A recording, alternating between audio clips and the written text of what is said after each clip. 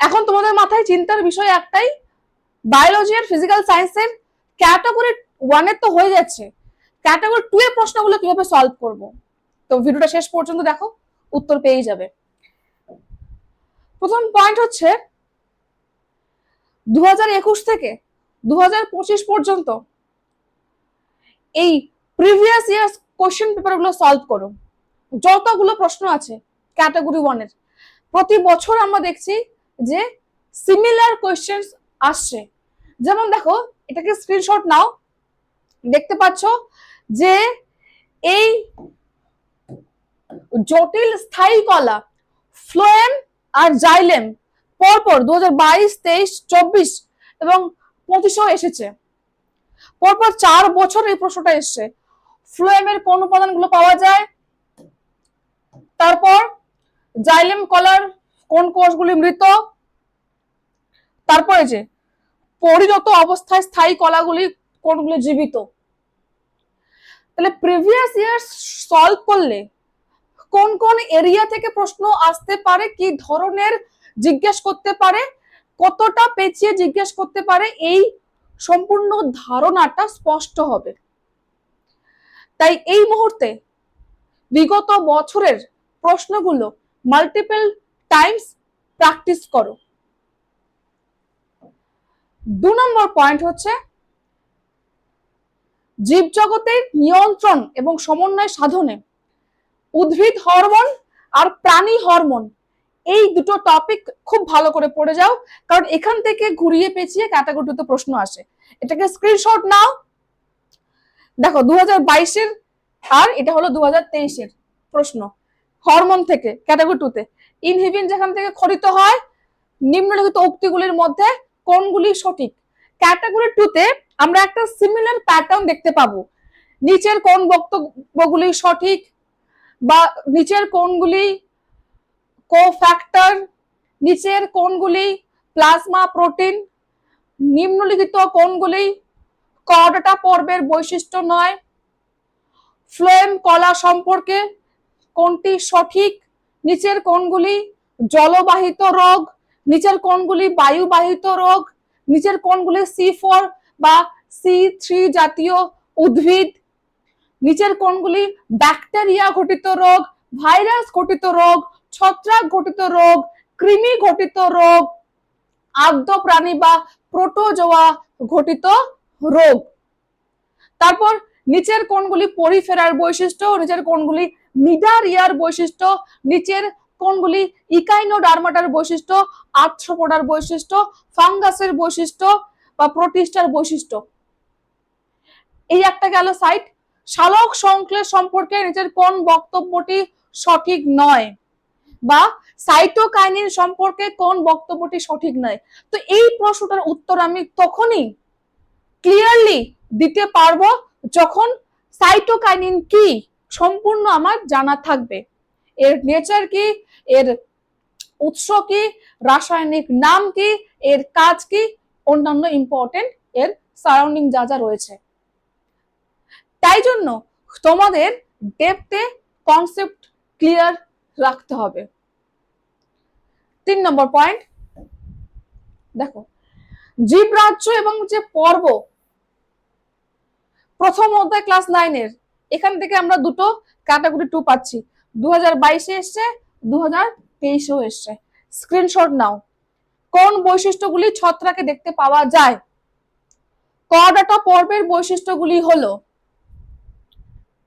এরপর স্বাস্থ্য এবং রোগ 2025 এসেছে, সেটা এখানে অ্যাড নেই, আমি তোমাদেরকে লাস্টে একটা দেখাবো।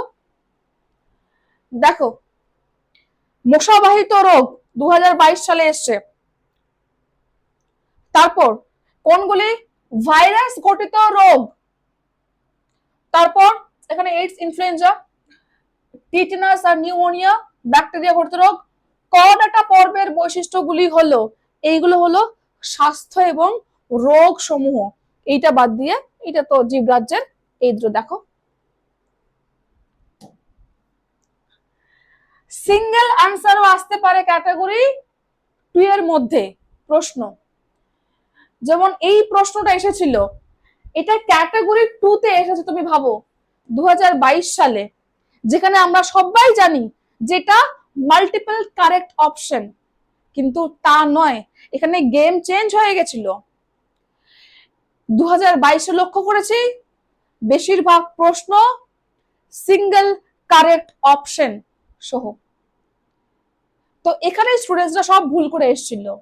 তাই মাথায় রাখতে হবে ক্যাটাগরি 2 সব সময় যে সিঙ্গেল কারেক্ট অপশন হবে তা নয়, একটা উত্তরও হতে পারে। এর জন্য তোমার একদম দৃঢ়ভাবে স্ট্রংলি কনসেপ্ট ক্লিয়ার রাখতে হবে এবং নিজের মধ্যে সেই কনফিডেন্সটা যাতে থাকে, তুমি যেন এনাফ কনফিডেন্ট হও যে হ্যাঁ এটা এটাই হবে, এটার আর অন্য অপশন হবে না, একটাই হবে। এই কনফিডেন্সটা নিজের মধ্যে বিল্ড আপ করতে হবে।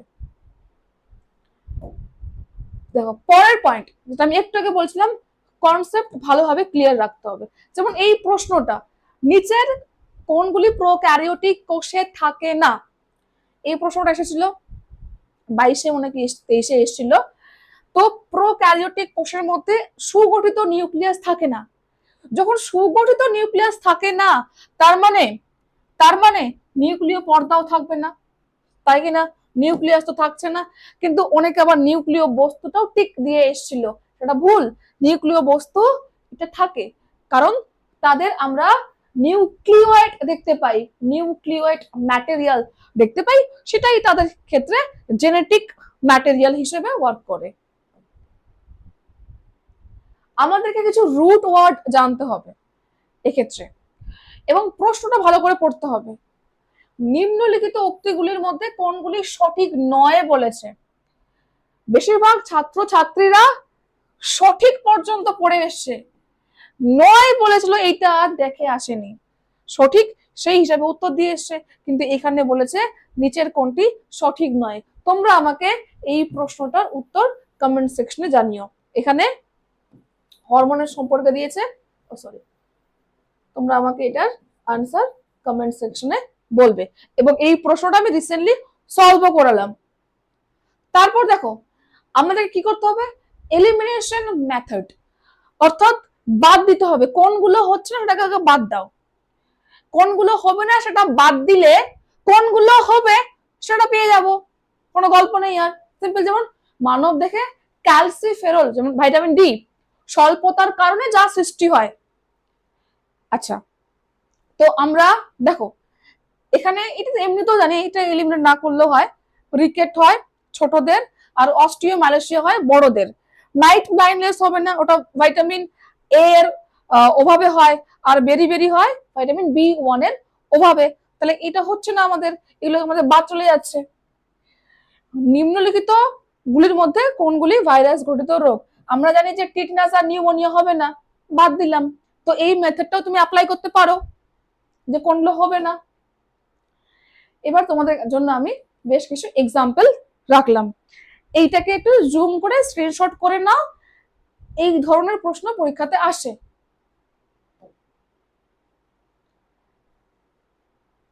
2022-এ এসে, এটা আমি আমাদের ক্লাসে করিয়েছিলাম, ইউটিউবেও পড়িয়েছি, যে জাইলেমের মৃত উপাদানগুলি হলো, এবং এই প্রশ্নটাই পরীক্ষাতে আবার এসেও গেছে। এরকম 2025 সালে একটাও আননোন কোয়েশ্চেন আসেনি, সব নন কোয়েশ্চেন এসছে, সে 1 হোক বা 2 হোক। তো এই জাতীয় প্রশ্নগুলো আমাদেরকে সলভ করতে হবে, ঠিক আছে? আচ্ছা, তোমাদেরকে আমি আরেকটা জিনিস, সরি, ওহো, দাঁড়াও, প্রিয় ছাত্র ছাত্রীরা 1 মিনিট দাঁড়াও, জাস্ট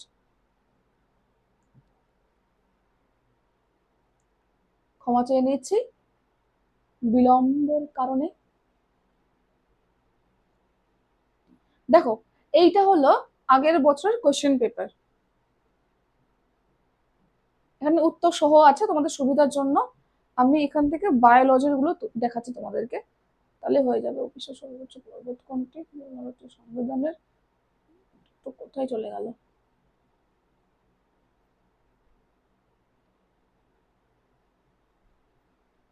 মনে বেশি নিচে চলে গেলাম, দাঁড়াও।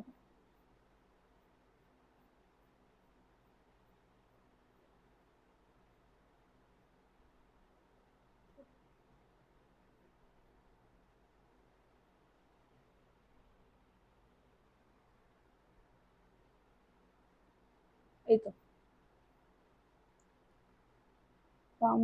এই যে এই প্রশ্নগুলো আগের বছর এসেছিল, এগুলো 1 এর। তো আমি যেহেতু 2 এর জন্য এটা করছি, তো 2 এর গুলোই শুধু দেখাচ্ছি। কেমন? পিডিএফটা আমি টেলিগ্রামে দিয়ে দেবো, হোয়াটসঅ্যাপ যে আমাদের চ্যানেল রয়েছে সেখানেও দেবো, ওখান থেকেও তোমরা দেখতে পারো। এই প্রশ্নগুলো আগের বছর আমাদের এসেছে। আচ্ছা, এই দেখো এসে এটা দেখা যাচ্ছে।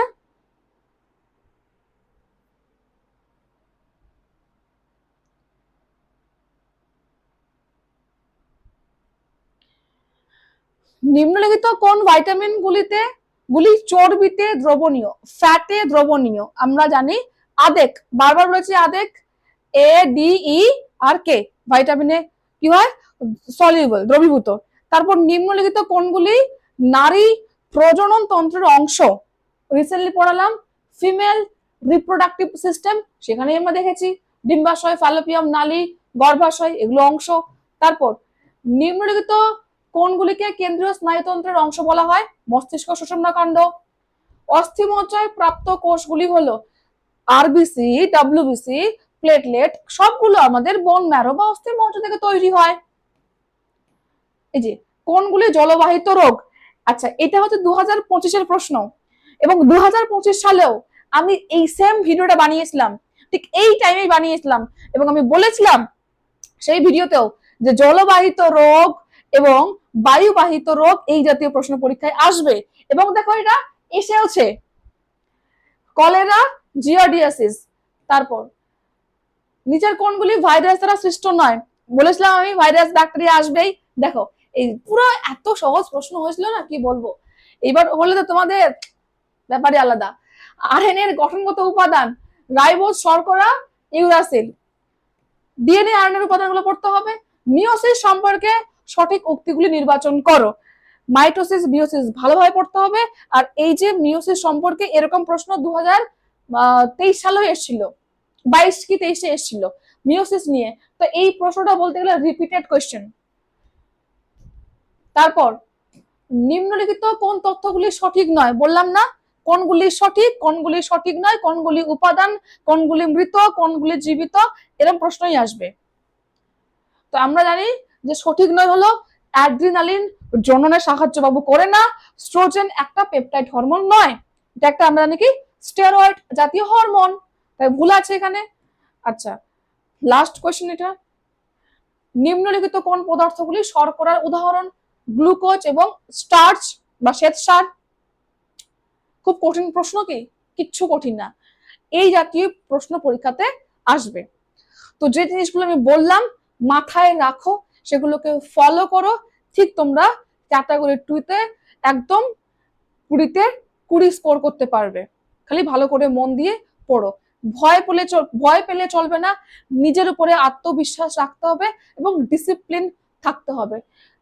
এরকম নয় যে কেউ 24 ঘন্টা পড়বে এবং সে হয়তো টপার করবে, না, বিষয়টা তা নয়। এখানে জাদু মন্ত্র কিচ্ছু নেই। তুমি যদি ডিসিপ্লিন থাকো, তুমি যদি কনসিস্টেন্টলি পড়ো, দেখবে তুমি ঠিক পারবে। ঠিক আছে, তো চলো দেখা হবে তোমাদের সঙ্গে নেক্সট ক্লাসে। টাটা।